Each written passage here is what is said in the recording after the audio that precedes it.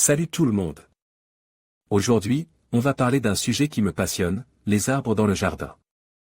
Mais attention, pas n'importe quels arbres. On va se concentrer sur les arbres, ces géants majestueux qui peuvent transformer votre jardin en un véritable paradis.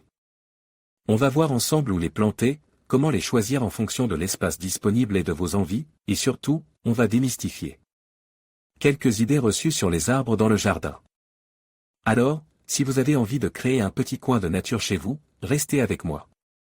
Arbre près de la limite de la parcelle. Avant de planter un arbre près de la limite de votre propriété, il est important de vérifier les lois et règlements locaux.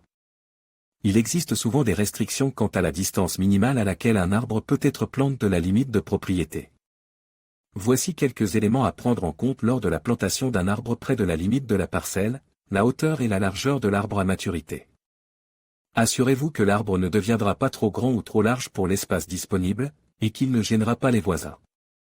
Le type de racines de l'arbre.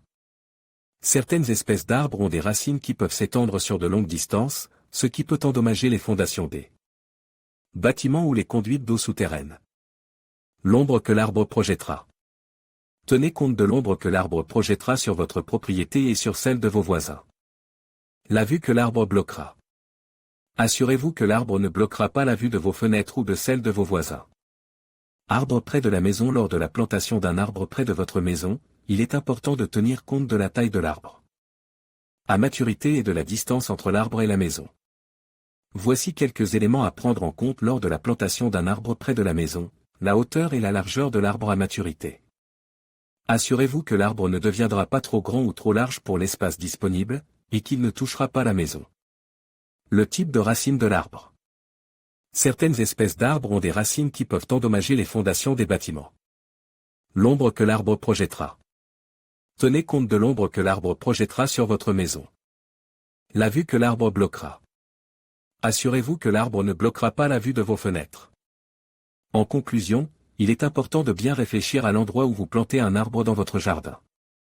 En tenant compte des facteurs mentionnés ci-dessus, vous pouvez choisir le meilleur emplacement pour votre arbre et éviter tout problème potentiel.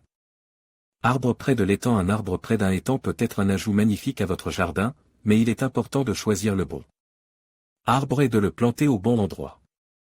Tout d'abord, tenez compte de la taille de l'arbre à maturité.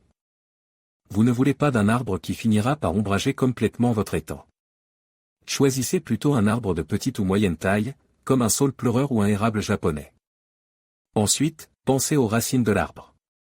Certains arbres, comme les saules, ont des racines très envahissantes qui peuvent endommager les étangs. Choisissez plutôt un arbre avec des racines moins envahissantes, comme un bouleau ou un hêtre. Enfin, assurez-vous de planter l'arbre à une distance suffisante de l'étang.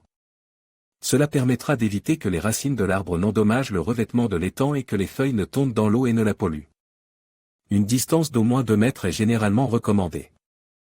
La zone autour des arbres peut-elle être surélevée? Oui, la zone autour des arbres peut être surélevée, mais il est important de le faire correctement. Si la zone est trop surélevée, les racines de l'arbre peuvent être étouffées.